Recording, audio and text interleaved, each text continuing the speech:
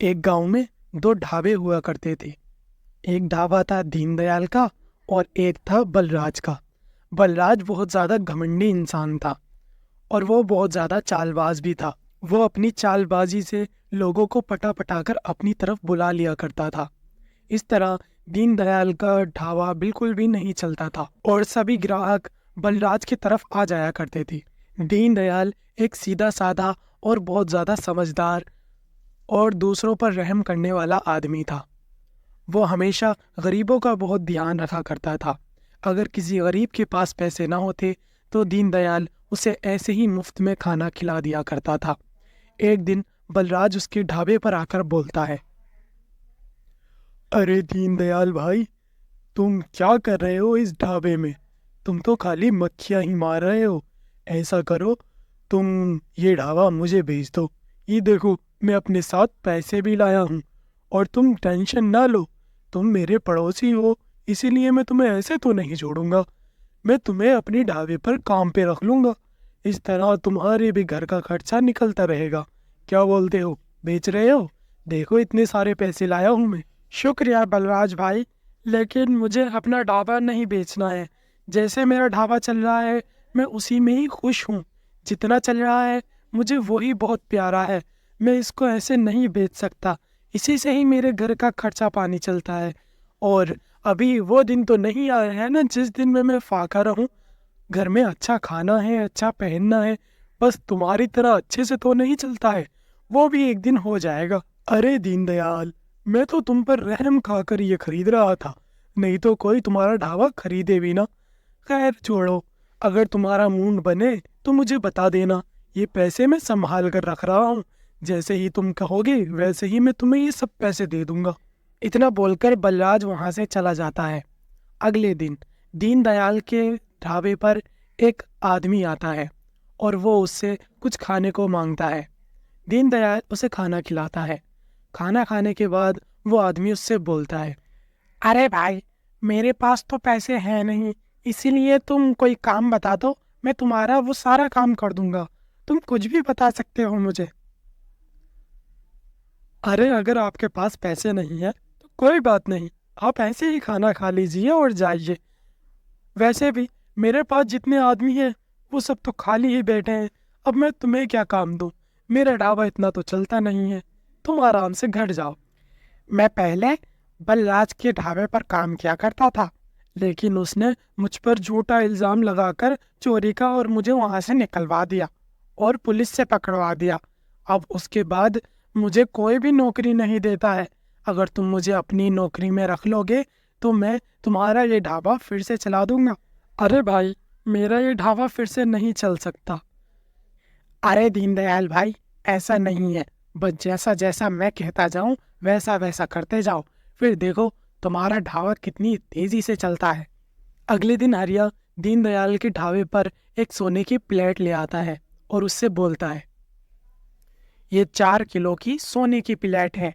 अगर तुम इस पर बिरयानी का चैलेंज रखो तो सभी लोग बिरयानी खाने के लिए आएंगे और इस चैलेंज को पूरा करना चाहेंगे। बस इस चैलेंज में ज़्यादा कुछ नहीं करना है। इस 4 किलो की प्लेट में तुमको 5 किलो बिरयानी रखनी है और जिसने भी ये सारी बिरयानी खा ली, ये सोने की प्लेट उसकी। बस यही बोलना है तुमको और फिर देखो कमाल। फिर दीनदयाल ऐसा ही करता है और देखते देखते उसके ढाबे पर भीड़ लग जाती है। सभी लोग अपनी अपनी किस्मत आजमाने के लिए आते हैं और उस 5 किलो बिरयानी को खाने की कोशिश करते हैं, लेकिन सभी उसमें नाकाम होते चले जाते हैं। बलराज ये सब देखकर बहुत ज्यादा हैरान हुआ।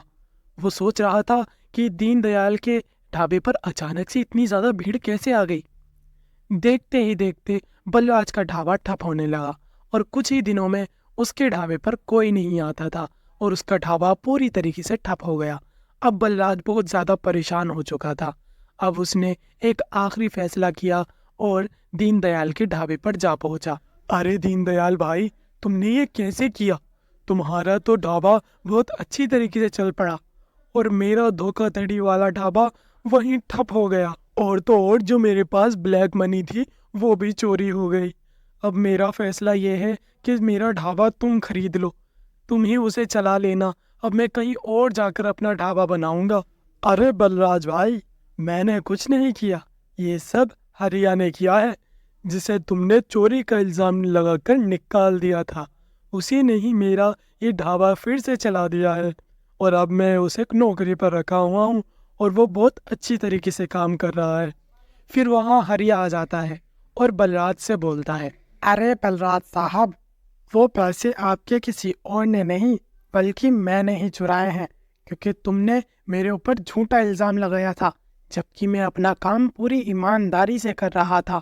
इसीलिए मैंने तुम्हें मज़ा चखाने के लिए ये सब किया था। ये लो, पकड़ो अपने पैसे। और वो जो सोने की प्लेट लाया था, वो मैं तुम्हारे ही पैसों से लाया था। लेकिन अब हमारे पास इतने पैसे हो चुके हैं कि हम तुम्हारे पैसे लौटा दें, क्योंकि मैं कोई चोर नहीं हूँ और मैं गलत पैसों को अपने पास नहीं रख सकता।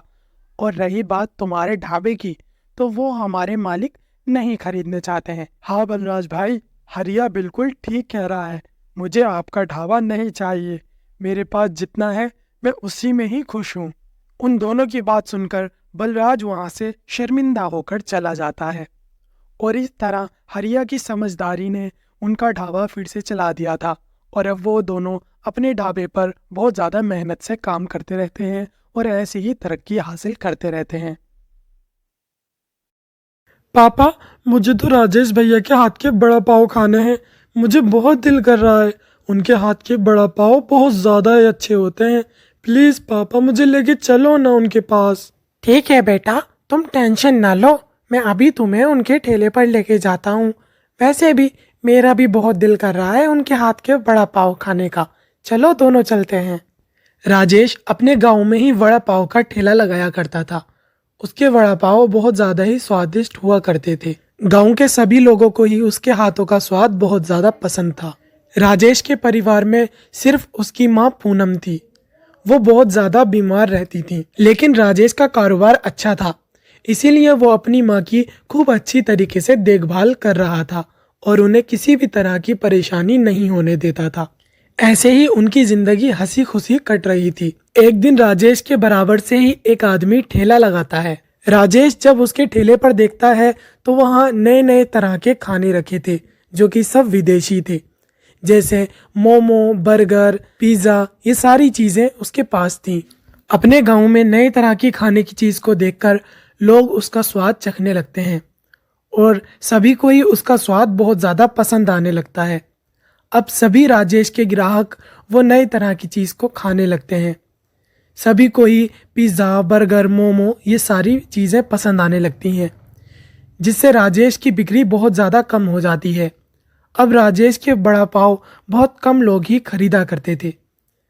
राजेश ये सब देखकर बहुत ज़्यादा परेशान हो जाता है। अरे क्या हुआ राजेश बेटा, तुम इतना ज़्यादा परेशान क्यों लग रहे हो? मुझे बताओ, क्या परेशानी है? माँ, अब मेरा काम बिल्कुल नहीं चल रहा है, क्योंकि गांव में एक नया ठेला लगा है जिस पर हर तरह की विदेशी चीज़ें मिलती हैं। अब सभी गांव के लोग उन चीज़ों को पसंद कर रहे हैं। कोई भी मेरा वड़ा पाव खाने के लिए नहीं आ रहा। अब मैं क्या करूँ माँ? अब मेरे पास पैसे भी इतने नहीं हैं और तुम्हारी दवाई भी लानी है। मैं बहुत ज़्यादा परेशान हूँ।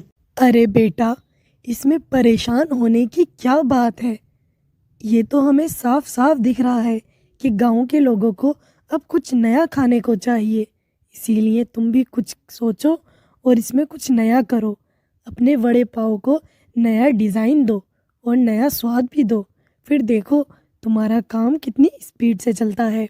माँ की कही हुई बात राजेश के दिमाग में बैठ जाती है और वो सोचने लगता है कि कैसे मैं अपने वड़ा पाव को नया स्वाद दूं।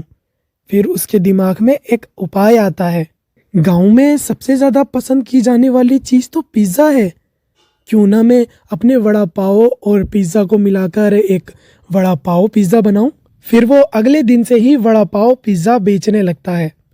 कुछ लोग उसके पास आते हैं और वड़ा पाव पिज़्ज़ा का स्वाद उन्हें बहुत ज़्यादा पसंद आता है। फिर वो लोग और लोगों को भी इस बारे में बताते हैं। धीरे धीरे करके उसकी बिक्री फिर से बढ़ने लगती है और वड़ा पाव पिज़्ज़ा सभी लोगों को बहुत ज़्यादा पसंद आता है। फिर से राजेश की बिक्री बहुत अच्छी होने लगी थी और वो अपने माँ का इलाज ठीक से कर पा रहा था। राजेश इसी तरह अपनी अकल और मेहनत से कामयाब होता रहता है।